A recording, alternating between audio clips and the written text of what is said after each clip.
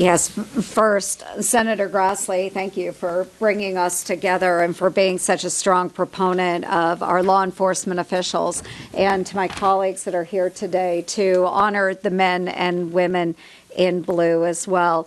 Folks, last election cycle, we did see a lot of anti-law enforcement rhetoric. It played out in my own campaign, where we had folks on the left that were out there chanting, defund the police, defund the police.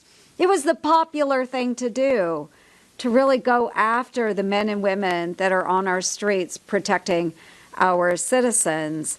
And we've heard it, abolish ICE, go soft on crime. And they were serious. They were serious in their campaign cycle. And so what do we see now? The result of that anti-law enforcement rhetoric, we have seen our men and women in law enforcement be villainized. We have seen them attacked. Senator Grassley just mentioned those in law enforcement that were killed in Iowa in this past year. We've seen the liberal district attorneys failing to prosecute even the most serious of crimes. Officers on our border, just as Senator Young mentioned, they are overwhelmed with people flooding across the border. They're outnumbered, and as a result, we have seen violent crime surging across our country. Last year, the murder rate hit its highest point in a quarter of a century.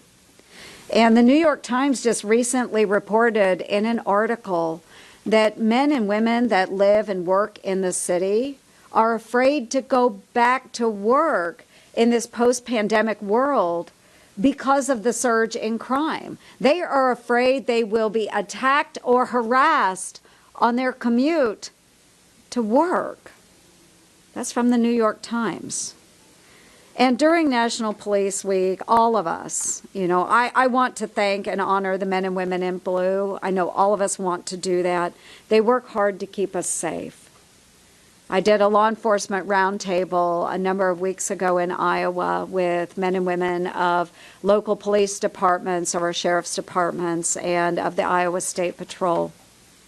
I'm really proud of those men and women for stepping up during a difficult time.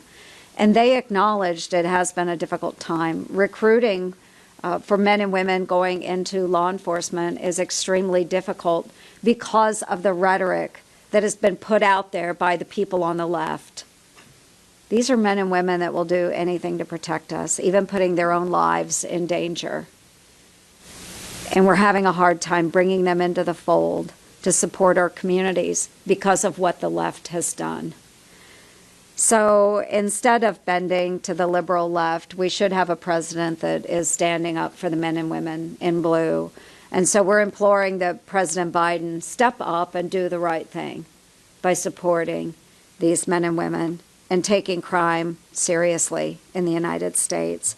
Our laws need to be enforced, our law enforcement needs to be supported, and the perpetrators need to be held accountable.